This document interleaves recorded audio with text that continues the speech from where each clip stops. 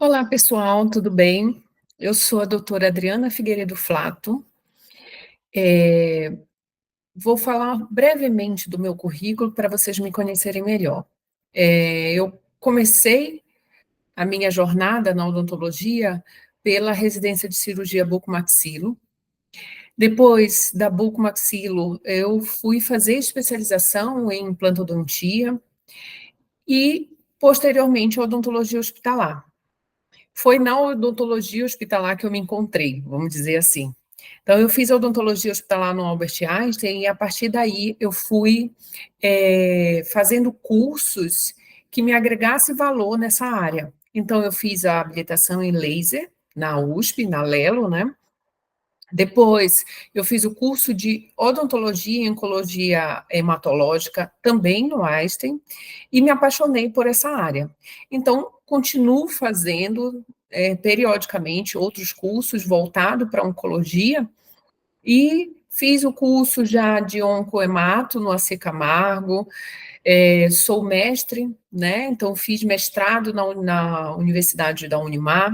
Hoje eu atuo como professora da pós-graduação de terapia intensiva médica do Einstein. Então eu dou uma aula de odontologia hospitalar para médicos de UTI, né, do Hospital Albert Einstein, e estou nesse processo de fazer o MBA, né, iniciando essa trajetória de MBA na Fundação Getúlio Vargas. Então, falando rapidinho sobre mim, vamos iniciar hoje a nossa primeira aula, uma aula de princípios, de introdução da odontologia oncológica. Então, o que eu quero passar nessa aula? Eu quero que você entenda realmente o que é odontologia oncológica. Nessa aula, eu quero que você tire suas dúvidas do que o oncologista faz, né? Quais são as atribuições que ele faz, que ele tem com o paciente oncológico, quais são os lugares, né, as áreas de atuação desse dentista oncológico, em que setores ele pode atuar, como você colocar, agregar valores ao seu trabalho, ao seu tratamento, no seu consultório ou qualquer outra das áreas que você optar para tratar esse paciente oncológico. Então, hoje a gente vai fazer uma explanação, né, um apanhado geral do que é a odontologia oncológica, para saber se realmente é esse caminho que cada um quer seguir. Né? Então, a partir de agora, nessa próxima 1 hora, a gente vai falar sobre esse assunto e espero que sane a dúvida, mas quem continuar com dúvida no final da aula, eu vou deixar o meu e-mail, né?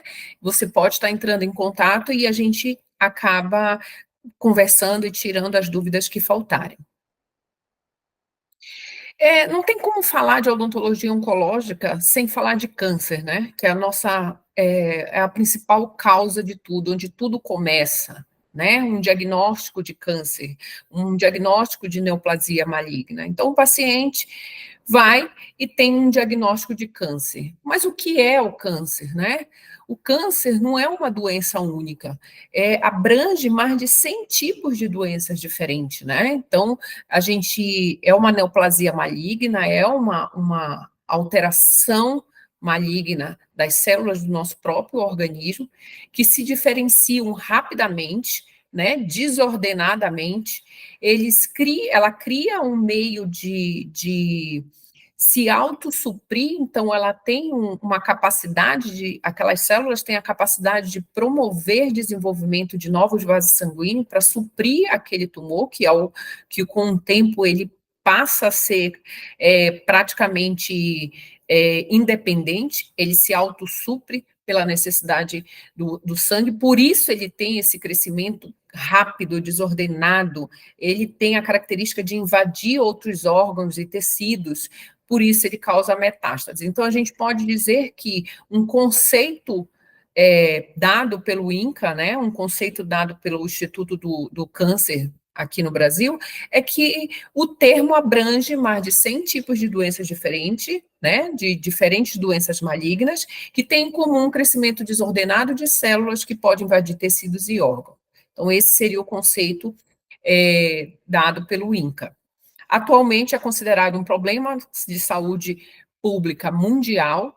Segundo a OMS, a Organização Mundial de Saúde, estima-se que 22 milhões de novos casos aparecerão até 2030, e segundo a estimativa do INCA, ela estima que 704 mil novos casos vão aparecer no Brasil no período de 2023 a 2025. Eu costumo fazer uma pergunta para os meus alunos. Quem de vocês não conhece uma pessoa que está lutando contra a doença ou que já passou pelo processo de tratamento, seja da família, seja um conhecido, seja um amigo de um amigo?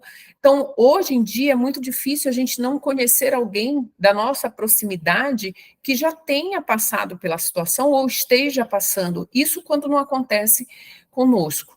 Então, é um problema de saúde mundial que só vem crescendo.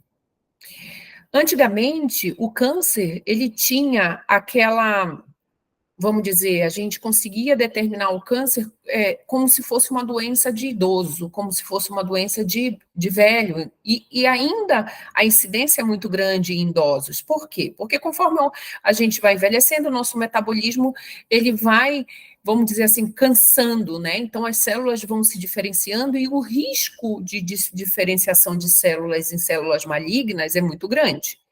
Porém, o câncer mudou a sua face.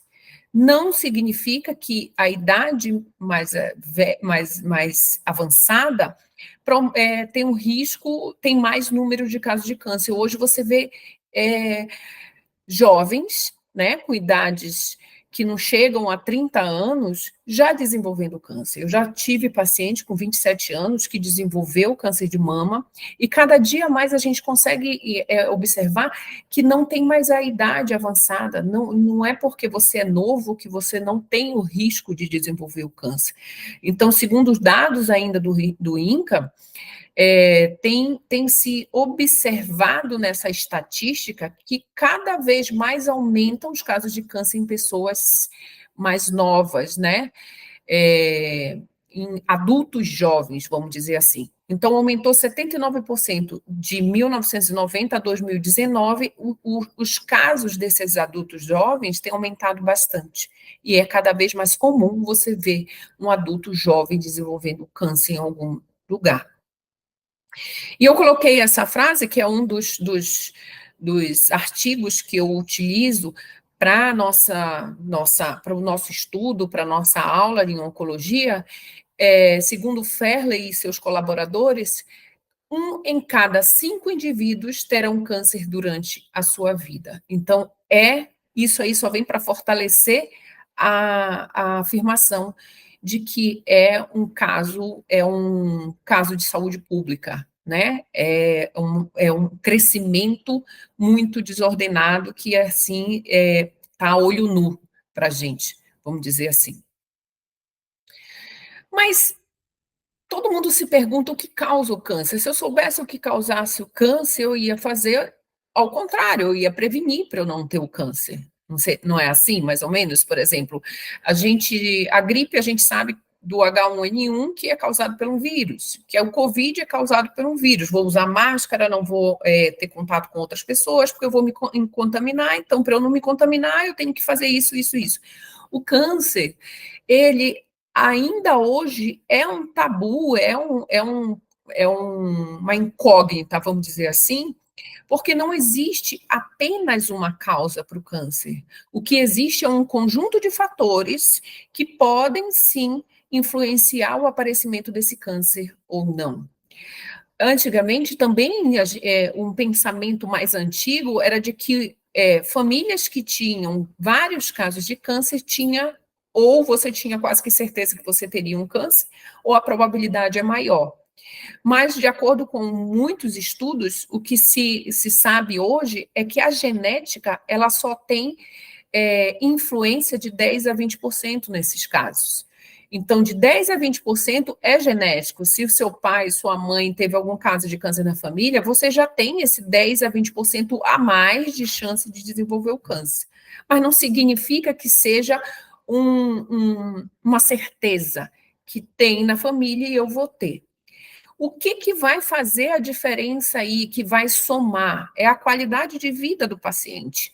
Como é que esse paciente vive? É sedentário? Come bem, não come? Come muita besteira? Fuma, bebe? Passa a noite sem dormir? Então, a gente sabe que esse conjunto de fatores, que é o estilo de vida do paciente, vai influenciar muito mais do que a genética. Então, de 80% a 90% é o estilo de vida desse paciente. E lógico que se tem uma genética na família, claro que vai ter uma possibilidade maior, mas não vai definir pela genética, certo? O que a gente sabe hoje em dia é que fumo é o principal inimigo do câncer. Então, a gente sabe que o fumo está diretamente ligado ao câncer. E se esse fumo for associado ao álcool, potencializa a chance desse paciente desenvolver o câncer. Então, sim, o fumo e o álcool, isso a gente tem certeza que eles causam o câncer e juntos eles potencializam o aparecimento. E isso também vai determinar o aparecimento. Temos milhares de pessoas no mundo. Essas pessoas, umas têm a genética ou não para desenvolver o câncer, mas não significa que todas essas milhares vão ter o câncer, né? Mas quando tem essas alterações na qualidade de vida desse paciente, no estilo de vida desse paciente, ele tem uma maior probabilidade de desenvolver um câncer. E aí, esse paciente desenvolveu câncer. Vamos considerar que ele teve um diagnóstico de algum câncer. Esse arco-íris aqui de lacinhos é um arco-íris oncológico, em que cada lacinho significa um tipo de câncer, né? Temos campanhas aí, a gente já viu, todo mês a gente tem uma campanha para um tipo de câncer, né? Criando campanhas de prevenção para algum tipo de câncer, e cada lacinho significa o câncer em algum lugar, tá certo? Então, vamos considerar que esse paciente já teve o diagnóstico oncológico, ele já foi no médico, já sofreu, ou já passou pelo processo de ter o diagnóstico. Para o dentista é um pouco mais doloroso, a gente não foi acostumado, a gente não sabe como dar notícias ruins, né? A gente associa muito a odontologia ao sorriso, à alegria, mas, infelizmente, a gente precisa estar apto também para dar diagnósticos tristes, né? No caso de você fazer uma biópsia naquele paciente que tem uma lesão e descobrir no seu consultório que aquele paciente tem um câncer de boca. E aí sim, esse paciente, você terá que conversar e dar o primeiro diagnóstico. Você vai tratar o câncer de boca desse paciente? Não, você vai encaminhar para um oncologista ou para um cabeça e pescoço. Porém, o primeiro diagnóstico e a notícia ruim, sim, é o dentista. Então, a gente precisa estar preparado emocionalmente, psicologicamente, para dar essa notícia. Tá? Mas vamos considerar aqui que o paciente já veio com o diagnóstico, a gente não teve que dar o diagnóstico para esse paciente.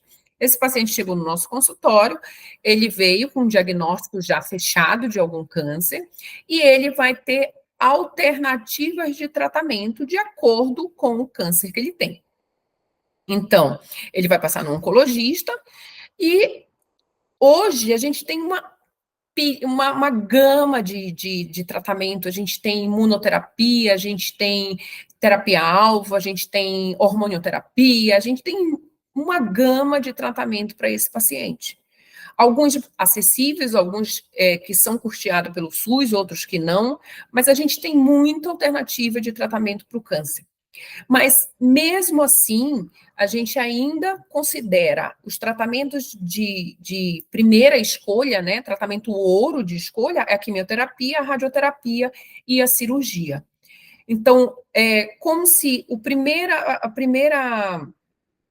caminho vai seguir esse roteiro. O paciente vai fazer químio, vai fazer rádio, ou ele já vai para a cirurgia, ou ele vai fazer rádio para diminuir o tumor, e depois ele vai para a cirurgia. Então, a gente considera ainda esses três o tratamento ouro.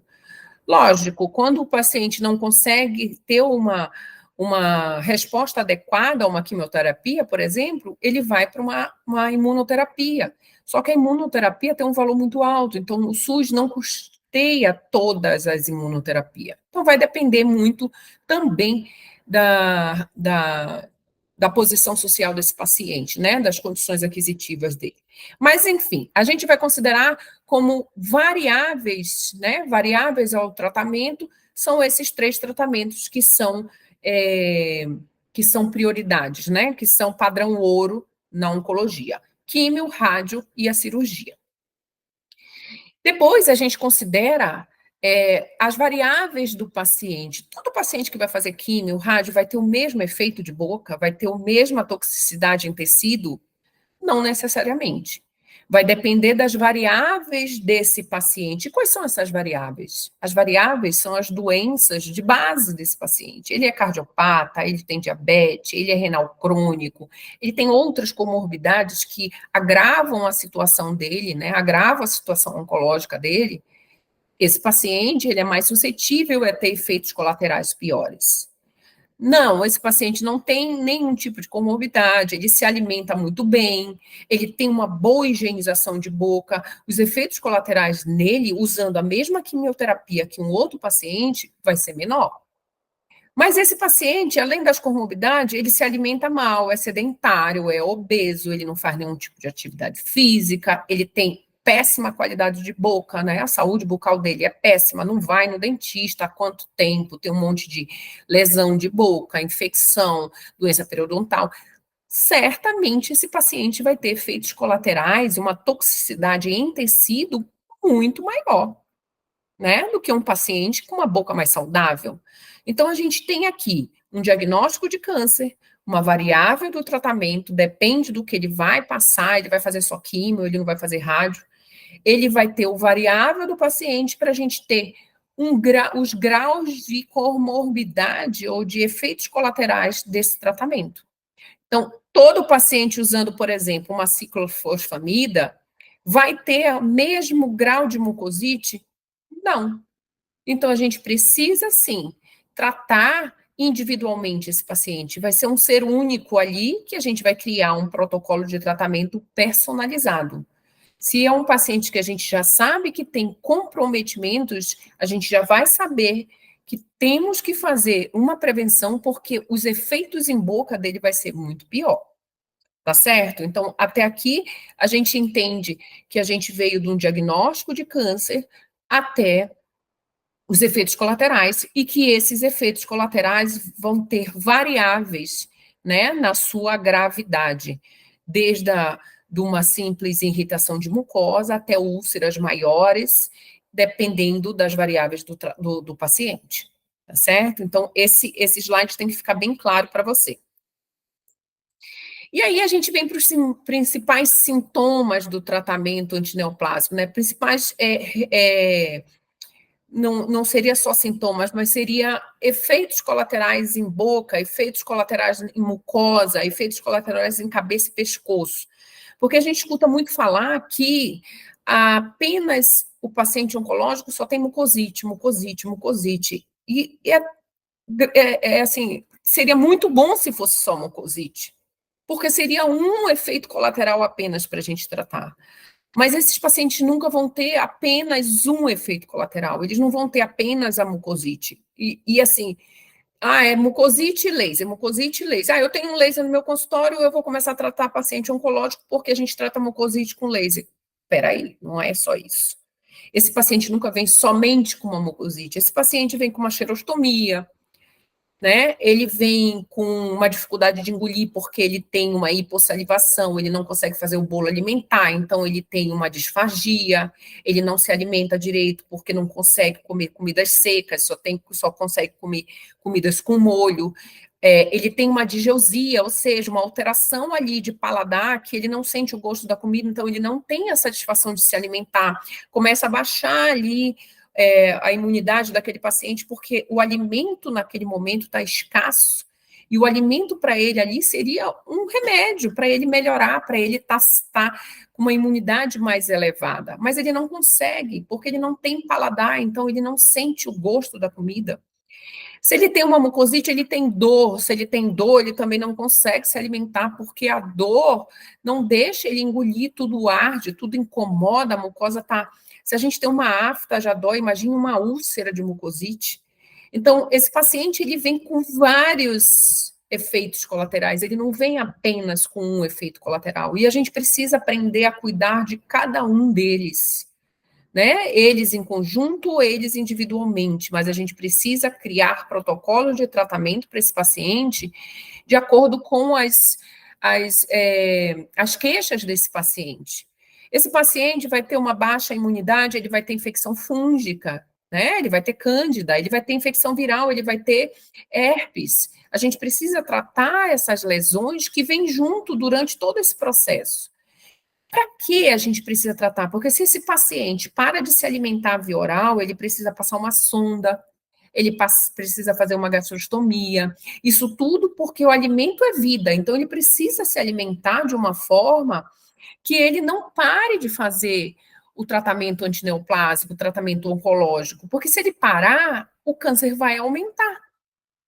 E se ele não tiver apto para aguentar, ele não tiver força, energia e condições de aguentar a quimioterapia, ele não vai poder fazer a quimioterapia. Os oncologistas acabam suspendendo.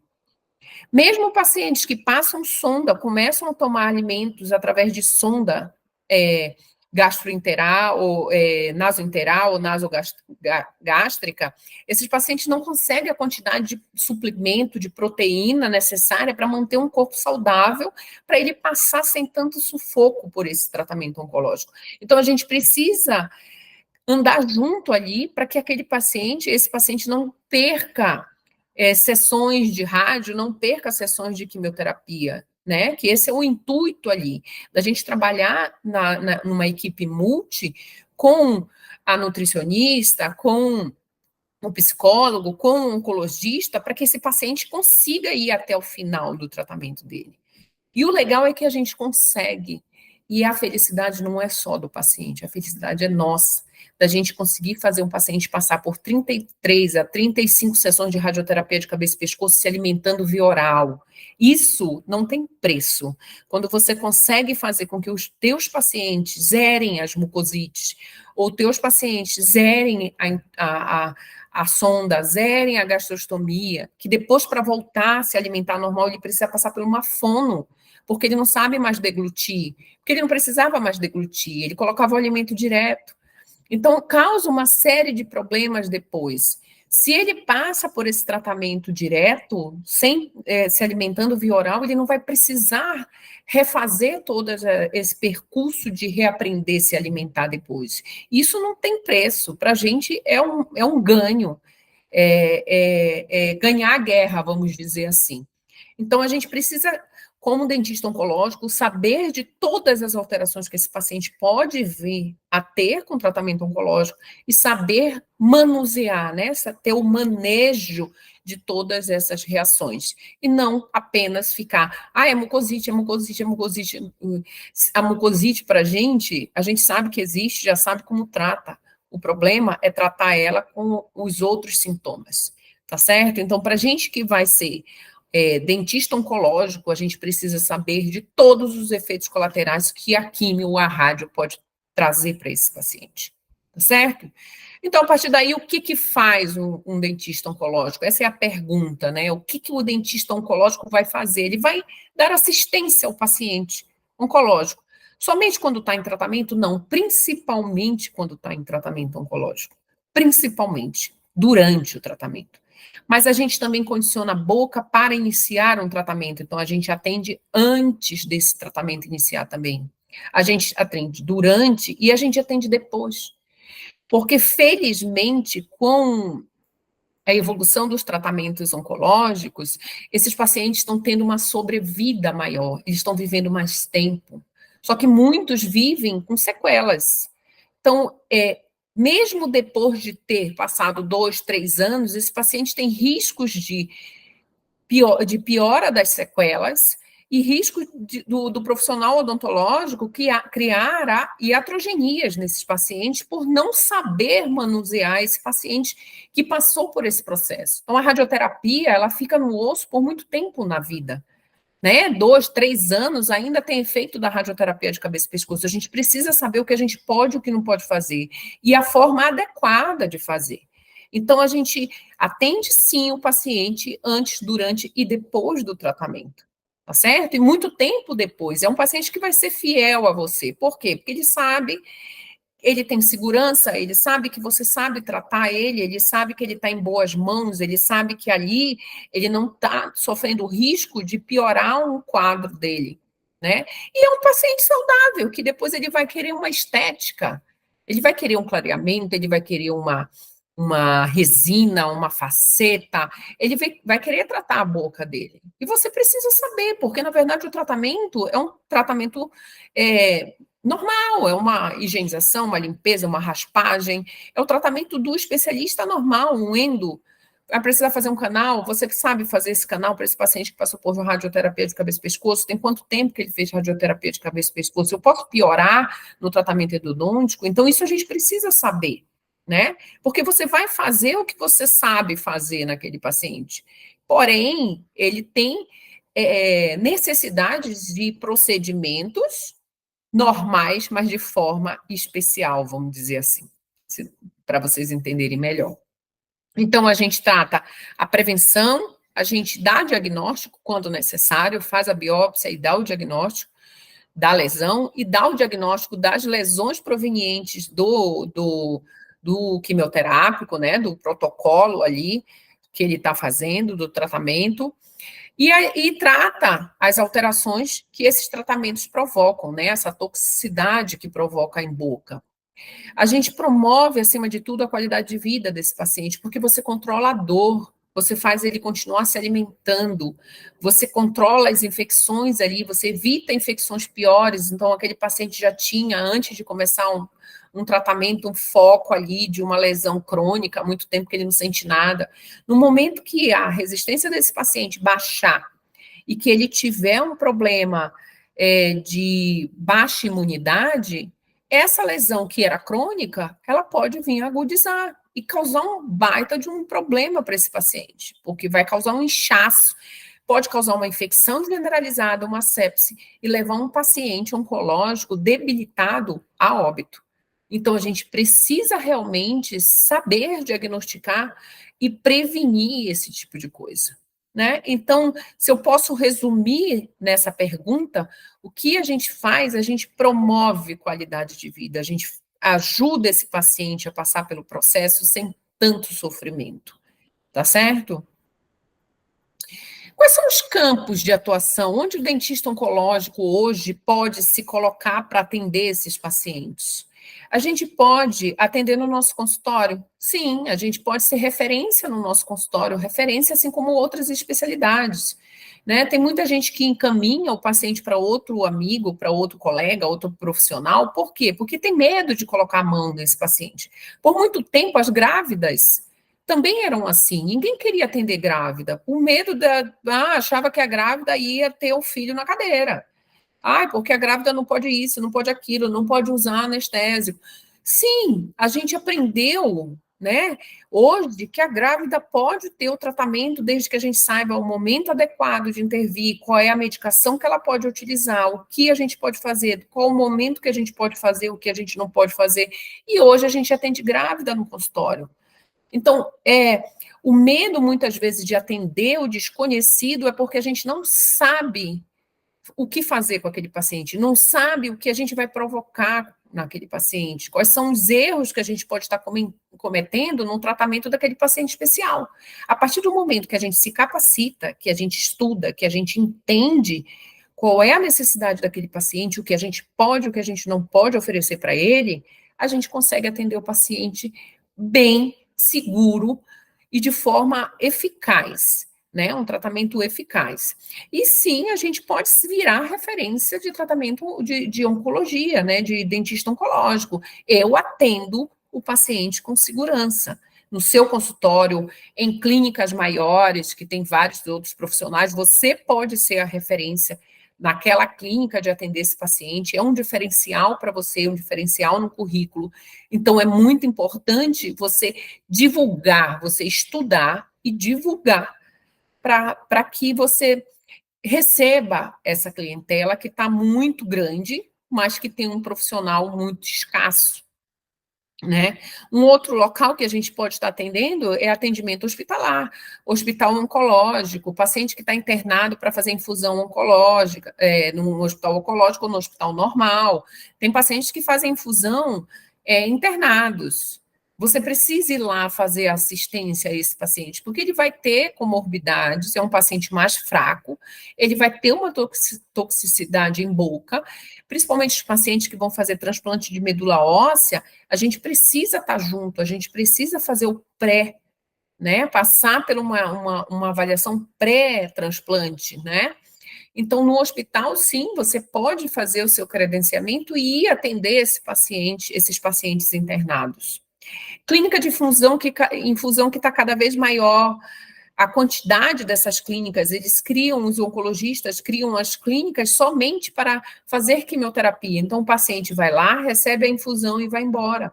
Você pode se associar a essas clínicas para fazer esse controle na própria clínica, né? Esse atendimento enquanto o paciente está fazendo a infusão, dar assistência ao paciente que vai lá, então, no meio do tratamento, de uma sessão ou na parada, ele sabe que você está lá, então, se ele tiver alguma alteração, ele sabe quem procurar, não tem lugar melhor de você fazer um currículo e mandar para essas clínicas para você se associar ou oferecer o seu trabalho, né, nas clínicas de infusão.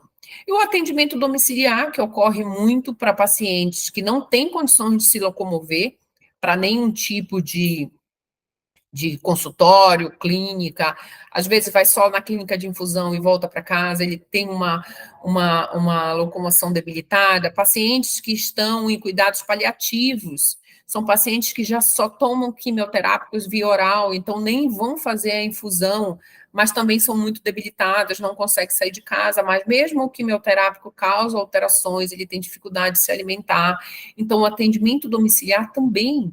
E o legal é que cada um desses você tem um diferencial de valor, então você pode agregar valor à sua cobrança. Na clínica, você tem uma tabela de preço, no seu consultório, você tem uma tabela de preço, mas com um atendimento domiciliar, um atendimento hospitalar, que você vai se locomover, você vai levar esse tratamento para esse paciente em um outro local, você pode agregar valor aí a esse tratamento e cobrar mais diferenciado. Então, um campo de atuação muito promissor se a gente considerar a parte financeira, né?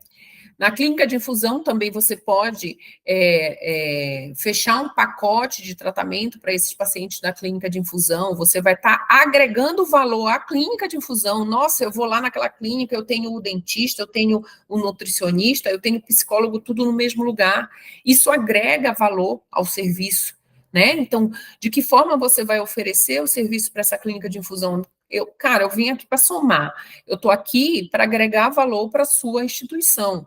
O paciente ele vai tratar tudo em um só lugar. Porque se você for numa clínica de infusão, certamente você tem um enfermeiro, você tem um nutricionista, às vezes você tem um psicólogo ali para dar uma mão, ou ele fica de sobreaviso, mas não tem dentista. Então, a gente precisa começar a correr atrás dessa fatia da oncologia, né, da odontologia, que muitos não estão indo. Então, é um campo muito promissor, né? Que a gente pode ganhar muito. A gente está começando a abrir ali. Hoje você escuta mais falar da odontologia oncológica, tem mais gente no Instagram dizendo que já fez curso, que está atendendo. Então, aos pouquinhos, esses dentistas estão conhecendo e descobrindo o caminho, né? Do ouro, vamos dizer assim. E a gente está abrindo ali aquele caminho devagarzinho. Uma hora lógico, vai aumentar, mas os primeiros já vão ter um campo de atuação e ali o mercado já consolidado. Então, é uma especialidade muito promissora, tá certo? E, além de tudo, o nosso trabalho tem uma relevância social muito grande, né? A gente contribui também na saúde pública, o funcionário público, ele pode se diferenciar dos outros ali, porque ele pode oferecer o serviço, né, de oncologia no setor dele, ou abrir dentro de um setor de uma UPA, de uma saúde da família, para tratar esse paciente, né? O reconhecimento profissional é o que a gente está galgando e que está crescendo a cada dia, porque a demanda de pacientes aumenta, né? O trabalho, vamos dizer, está aumentando, a quantidade de pacientes oncológicos está aumentando. E assim, qual é a diferença? Sempre teve muita gente com câncer, hoje está mais. Além de estar mais, o paciente ele começa a entender que ele precisa de um profissional de odontologia especializado no caso dele. Então, se ele tem esse profissional, ele vai procurar esse profissional. Você não vai procurar um ginecologista para tratar o coração. Então, você sabendo que você tem um especialista ali que trata, lógico que esse paciente vai querer o melhor para ele. E no momento de dor, de sofrimento, ele vai lá naquele profissional, porque ele sabe que aquele profissional vai ajudar, vai ter um impacto positivo na vida dele, vai ajudar ele a passar pelo esse sofrimento que já é muito grande de forma mais amena. Então, lógico que se a população sabe que existe esse profissional, ela vai procurar esse profissional. O que a gente precisa, na verdade, é levar essa informação para a sociedade. A gente precisa informar os pacientes que existe esse profissional de forma adequada, para que ele não procure qualquer um na hora do desespero para fazer qualquer coisa e tenha uma piora no quadro clínico dele. Tá certo? Então, a gente tem como responsabilidade social, a gente tem como causar um impacto positivo na vida desses pacientes, melhorar a saúde e a qualidade de vida deles antes, durante e depois do tratamento oncológico. Então, isso é uma responsabilidade da gente, como um profissional. Certo? Como a odontologia oncológica pode gerar renda extra? E a gente entra na parte dos valores, né, que eu falei lá nos campos. Ela vai gerar automaticamente, a partir do momento que você se diferencia dos outros profissionais, você já está agregando valor no seu tratamento, na sua prática clínica.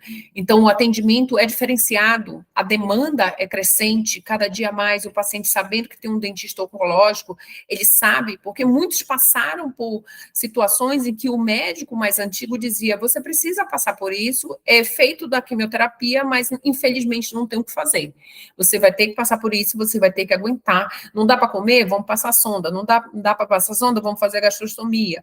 Então, a gente precisa sim entender que esse paciente precisa dessa informação, que nós estamos ali para ajudar, que ele pode sim passar pelo processo sem tanto sofrimento, se alimentando via oral e manter o processo todo, passar pelo processo todo sem cair.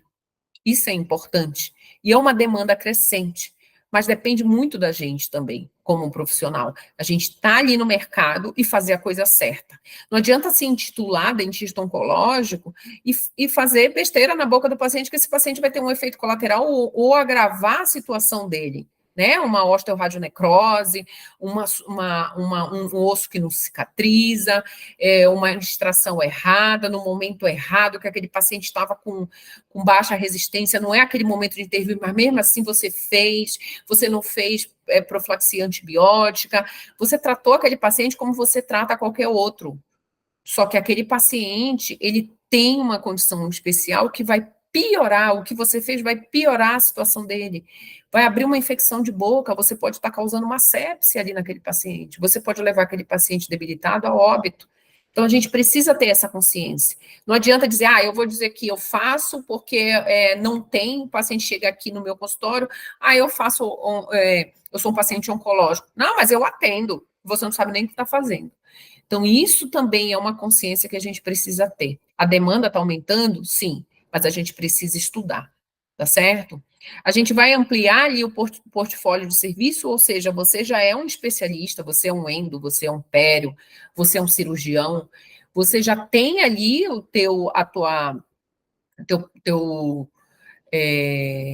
como não se diz, tua lista de serviço que você faz, o teu portfólio de tudo que você faz no teu consultório, e você vai agregar isso atendo pacientes oncológicos. Então, tudo que você faz você vai capacitar tuas práticas para esse perfil de paciente. E aí você pode agregar valor, certo? Então, esse paciente precisa de uma consulta maior, de 2 horas, a tua consulta vai ser mais cara.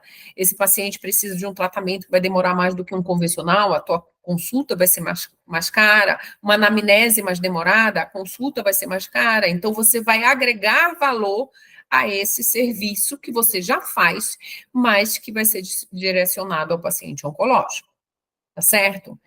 Consultoria para clínicas e hospitais, tem muitas clínicas de infusão.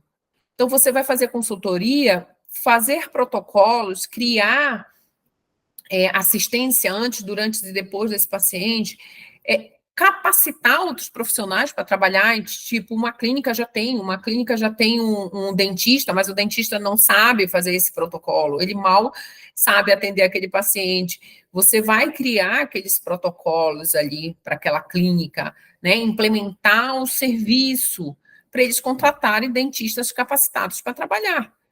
Entendeu? Então, você pode dar só essa assistência para essas clínicas, é muito viável, tá bom? Eu fui chamada, para vocês terem um exemplo, eu fui chamada numa clínica em Campinas, uma clínica de infusão, para implementar o serviço de odontologia oncológica. O chefe, que é um oncologista, já sabia que funcionava, sabia que necessitava do serviço.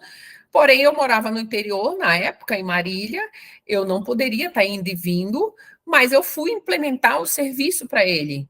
Você faz a implementação do serviço, você faz os protocolos iniciais, e esses protocolos, eles não são engessados, esses protocolos, para quem é dentista oncológico, sim, ele vai ter, é um padrão, é uma referência, e dali ele vai alterar para mais ou para menos, dependendo do paciente. Mas você pode, sim, fazer a implementação desses serviços para clínicas e hospitais, certo? Convênios e parcerias, isso é uma coisa muito importante para a gente. A gente sabe que os convênios, eles são obrigados pela Agência Nacional de Saúde, pela ANS, a cobrir, por exemplo, laser terapia para todo paciente que vai fazer radioterapia de cabeça e pescoço. Então, quando o câncer é de cabeça e pescoço, eles cobrem as sessões de radioterapia, de laser terapia. Eles são obrigados a cobrir essas sessões de laser terapia. Então, a gente não precisa brigar, a gente vai lá, eles repassam a verba e tudo, tá tudo certo. Porém, esse paciente que faz rádio, ele pode também estar fazendo químio, né? Vamos reformular. Esse paciente que está fazendo, que tem, por exemplo, uma lesão de um câncer de colo de útero, um câncer de reto, um câncer de intestino, ele pode estar utilizando o mesmo quimioterápico que causa mucosite em boca quando tem câncer de cabeça e pescoço, né? Existe protocolo de quimioterapia que causam mucosite, mas não necessariamente para tratar o câncer de cabeça e pescoço, porque o mesmo protocolo, às vezes, o mesmo quimioterápico que você utiliza para curar um câncer de boca, ele vai utilizar para curar um câncer de reto. E da mesma forma que é infundida em veia do paciente, igual a um câncer de boca, um câncer de cabeça e pescoço, vai ser infundida nesse paciente para curar o câncer dele de reto. A toxicidade vai ser a mesma, o risco de desenvolver mucosite vai ser o mesmo, é o mesmo organismo, é a mesma pessoa, é o mesmo quimioterápico. O que muda é o sítio de localização do câncer. Por que a ANS não quer pagar pelo quimioterápico? Porque aí ela ia ter que cobrir muito procedimento, muito paciente ia solicitar. Só que o que a gente faz? A gente faz relatórios de tratamento em cima do protocolo, e aí o paciente vai lá, ele vai e solicita o reembolso. Em alguns lugares que você começa a ter muita solicitação de reembolso, o plano de saúde fala assim, epa, esse profissional está cobrando muito, está fazendo muito de outros pacientes, eu estou cobrando muito, eu estou dando muito reembolso, eu estou perdendo. Então, o que eu vou fazer? Eu vou padronizar ali, eu vou sentar com ele e vou padronizar um valor que ninguém saia perdendo. É melhor eu fazer esse padrão, incluir no meu rol de pagamento, do que eu ficar dando reembolso para os pacientes. E eu já dei muito relatório para paciente pedir reembolso para para plano de saúde. Então, é uma técnica que você usa também para fazer parceria com esses convênios, parceria com as clínicas, de que forma você vai cobrar, você vai lá atender, quantos por cento vai ficar para a clínica, quantos por cento vai ficar para você. É como se você tivesse que negociar também essa parceria, como a gente negocia para atender em outros consultórios. Mas vale muito a pena, tá certo?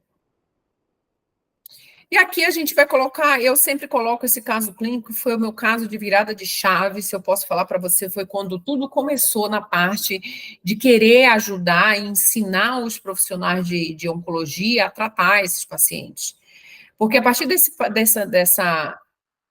dessa paciente, eu me dei conta de que a maioria dos dentistas não sabe o que está fazendo, mesmo sabendo que esse paciente está passando por um processo de tratamento oncológico, ele não acha que esse paciente precisa de necessidades, que ele tem necessidades especiais de tratamento. Então, a minha virada de chave foi quando eu criei o meu primeiro curso, a gente está no quarto agora, eu criei o meu primeiro curso de odontologia oncológica. Eu já dava cursos de odontologia hospitalar, no hospital que eu trabalhava, a gente já tinha um curso de odontologia hospitalar, e dentro desse curso a gente já tinha um módulo de odontologia oncológica, mas era um módulo apenas. Então, eu resolvi tirar esse módulo para ir mais a fundo na odontologia oncológica, justamente para que esse dentista entenda qual é o risco que ele está, qual é o risco que ele pode ter de lesionar mais esse paciente, criar uma iatrogenia irreversível até, e o risco para a profissão dele de pegar um processo, uma multa, e ter que parar de trabalhar. Então, foi aí que surgiu a partir desse caso, e eu vou comentar esse caso rapidinho. É uma mulher de 69 anos, essa mulher estava tratando um câncer de mama há mais ou menos 5 anos, ela fazia um processo de quimioterapia, e nesse processo de quimioterapia, ela começou a utilizar uma medicação chamada bifosfonato. Para quem não sabe, essa medicação, o bifosfonato, é uma medicação antirreabsortiva, que a gente usa na menopausa, em uma dosagem menor, e usa para pacientes que têm metástase óssea, ou que têm um risco maior de desenvolver metástase óssea. O que o bifosfonato faz? Ele diminui o metabolismo ósseo, ele evita que o paciente tenha fraturas ósseas. Então, geralmente, pacientes que têm um risco maior de ter metástase óssea ou que já tem a metástase óssea, inicia o protocolo de bifosfonato justamente para evitar fratura óssea, tá certo? Porque ele diminui o metabolismo ali, diminui a perda de cálcio do osso por causa das células cancerígenas, e diminui ali o risco desse paciente ter uma fratura de coluna, uma fratura de quadril. Essa paciente já andava de cadeira de roda, já era bem acometida. Mas, enfim, ela estava fazendo o tratamento ainda de quimioterapia. E o que aconteceu? Ela chegou para mim com uma dor, ela queixava da dor em região submandibular direita posterior, e essa dor começou há 1 ano atrás, após ela ter extraído o 48, ou seja, o siso inferior, né? E essa dor vinha e ia. Eram episódios que agravava, inchava o rosto, ela tomava antibiótico, melhorava. Aí parava, com o tempo voltava de novo, começava a doer mais intenso, inchava o rosto, ela tomava antibiótico, melhorava. E ela estava há 1 ano já nessa situação em que ia e vinha essa dor. Mas ninguém observou nada, não levaram ela tinha uma filha e quem cuidava dela eram cuidadoras. Então, ninguém olhava, né? Ela não levou ela no dentista que fez a extração, ninguém fez exame clínico nela, e por aí ficou esse 1 ano ela nesse sofrimento. Quando ela veio para mim, eu fui fazer o exame bucal. Isso dentro de uma clínica de infusão, tá? Dentro de uma clínica de infusão que ela estava fazendo tratamento. Então, eu fui fazer o exame clínico dela. Quando ela era desdentada, né? Nessa área, então a língua descia na mandíbula, cobria ali o ramo da mandíbula, o que não dava para ver só de abrir a boca, você precisava afastar a língua, e quando a gente afastou a língua, a gente descobriu um buraquinho no ramo da mandíbula, no local do 48, que estava supurando. E quando tocava, ela sentia dor. Então, lá estava a causa daquela dor que ia, que vinha, né? Um buraco grande que dava para a gente ver o fundo, tinha secreção dentro. E aí eu pedi para ela uma radiografia panorâmica e pedi para que a filha fosse no dentista que fez a extração para ele me dar um laudo do que ele tinha feito, né? Fazer um relatório para mim do que ele tinha feito no momento que ela foi lá com dor nesse dente.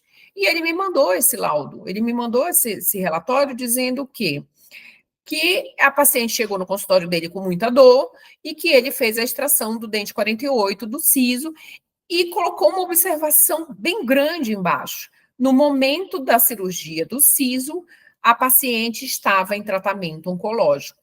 Eu acho que na cabeça dele, ele queria justificar todo o processo, toda a situação, porque ela estava no tratamento oncológico. Só que, na verdade, ele estava ali assumindo a negligência dele, que ela estava em tratamento oncológico, mas que ele sabia que ela estava em tratamento oncológico, porém, ele desconhecia o fato das medicações e das alterações que essas medicações podiam causar nessa paciente.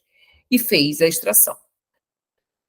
Resumindo, ela voltou com a radiografia, e na radiografia a gente vê nitidamente o alvéolo do dente, como se ela tivesse acabado de extrair esse dente 48, um alvéolo nítido que não sofreu reparação nenhuma, não teve cicatrização. Há 1 ano esse alvéolo está aí. Como não fechou a gengiva, o que aconteceu? Entrava comida, não saía, e essa lesão continuava ali, infeccionada e ia perto do nervo alveolar, dá para a gente ver, e não conseguia cicatrizar, tá? A gente optou, como tratamento, fazer a PDT diariamente, então ela passou aí todos os dias, né, para a gente fazer irrigação do local e fazer o laser estimulando a cicatrização, mas como era um meio infectado, a gente precisava fazer a PDT e ela fez antibiótico terapia para a gente tentar fechar a lesão que já estava há 1 ano. Curetagem, fizemos curetagem no local, fazíamos a PDT, o antibiótico para esse tipo de osso que está tomando essa medicação é um antibiótico que chega muito pouco, né, através dos vasos sanguíneos, porque a gente tem uma diminuição de vaso sanguíneo nesse osso que está tomando bifosfonato, por isso diminui também o metabolismo no local, e na mandíbula é pior ainda, né, porque é um osso muito denso, então já diminui, já é escasso ali a irrigação. Com o bifosfonato, piora mais. Então, a gente sabia que o antibiótico sozinho não ia adiantar, porque ele não consegue chegar o suficiente no local.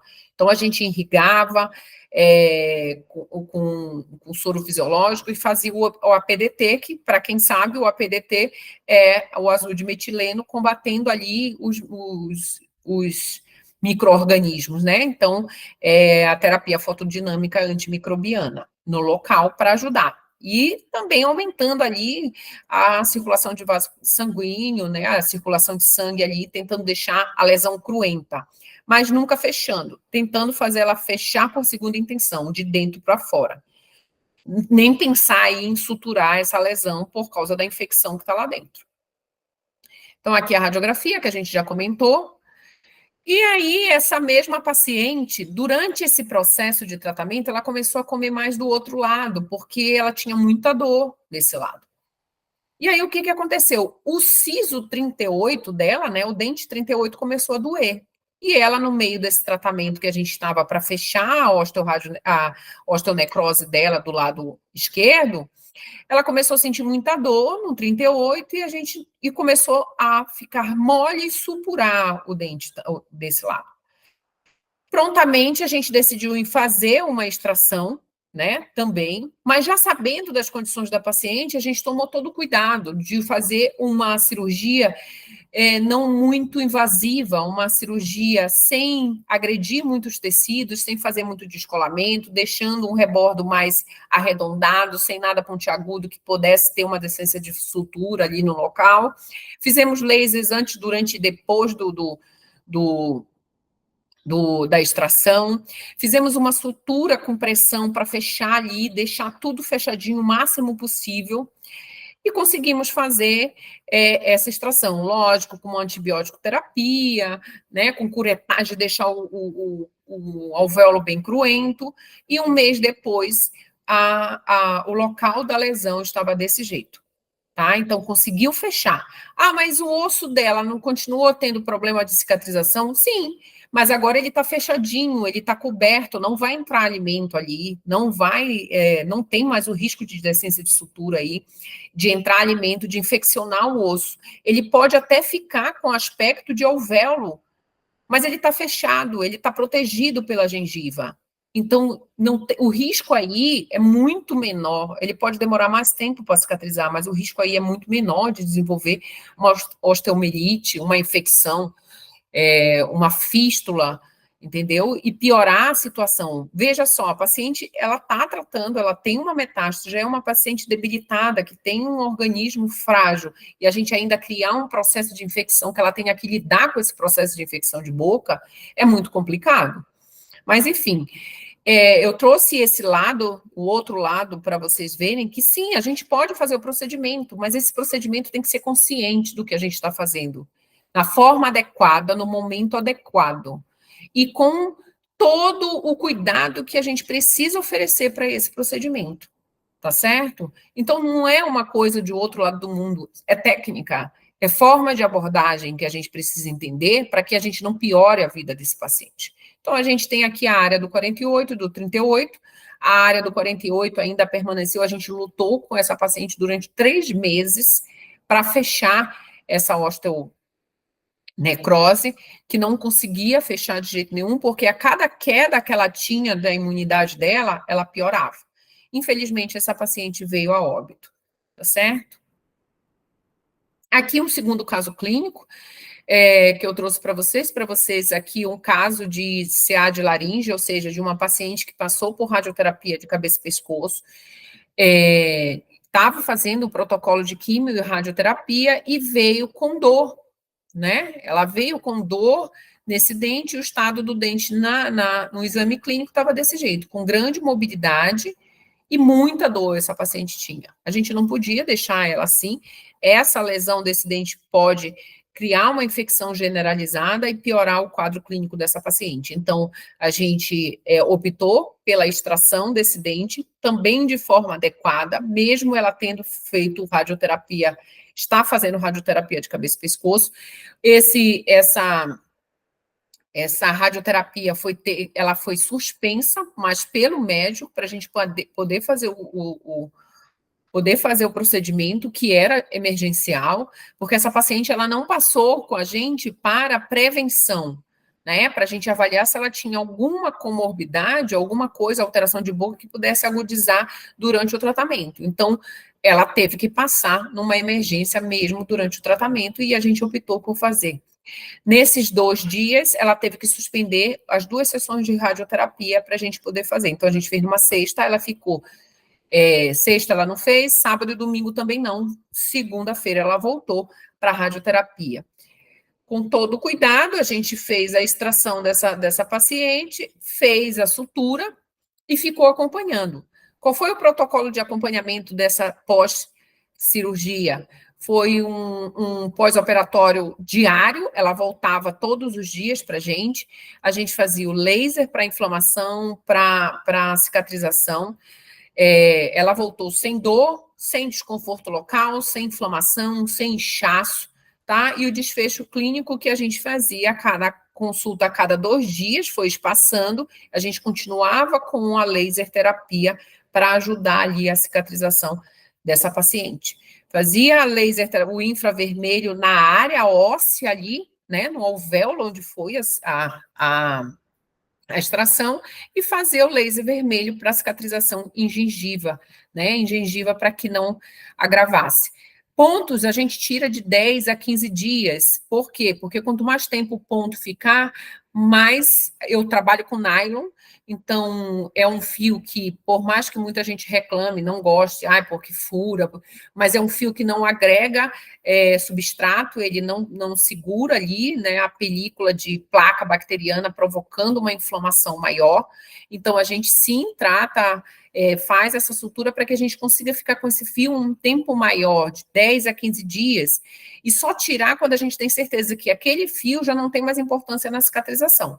Porque se você acha que está abertinho, você vai lá, tira o fio e abre tudo, você vai perder todo o procedimento, tá? Que você acabou fazendo. Então, essa paciente, não sei se dá para vocês observar, na bochecha dela, aqui em cima, ela tinha mucosite.